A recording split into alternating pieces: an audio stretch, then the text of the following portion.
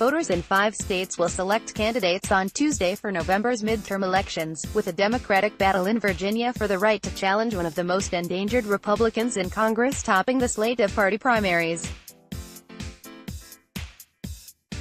South Carolina, Nevada, North Dakota and Maine also will choose candidates for the November 6 races that could help determine control of the U.S.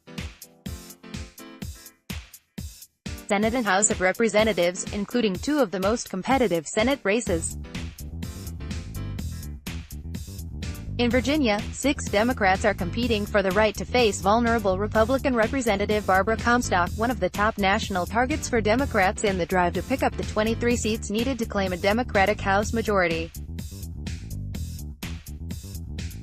Comstock's suburban House district outside Washington, home to many federal government workers, was carried by Democrat Hillary Clinton over Republican Donald Trump by 10 percentage points in the 2016 presidential election.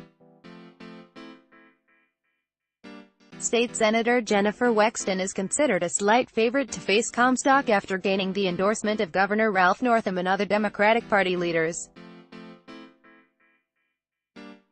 The other top contenders are former State Department official Allison Friedman, Army veteran Dan Helmer and Lindsay Davis Stover, a former advisor on veterans policy. Any of those Democrats will be a threat to Comstock in November, said University of Virginia political scientist Larry Sabato, noting her district has shifted slightly to the left and that Democrats are fired up in opposition to Trump. With Trump, it will be so much more difficult for Comstock this time, he said.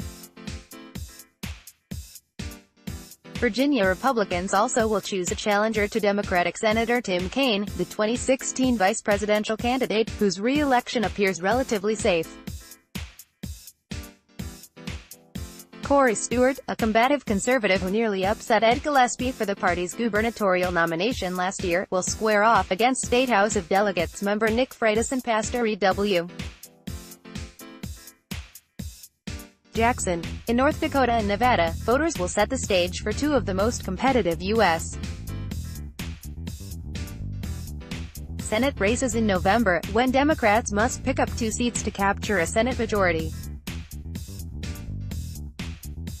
In conservative North Dakota, Republican Representative Kevin Cramer faces little competition in the race for the nomination to challenge Democratic Senator Heidi Heitkamp.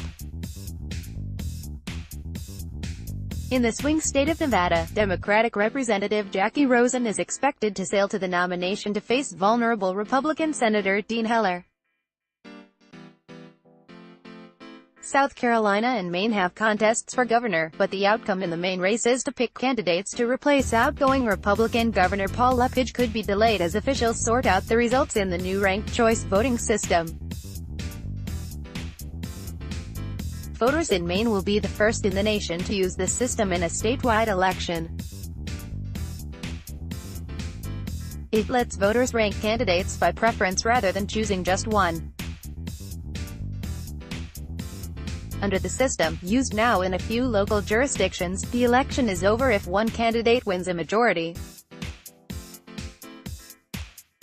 But if not, the lowest vote-getter is eliminated and their votes reallocated until one contender gains a majority. Reporting by John Whitesides, editing by Jonathan Otis.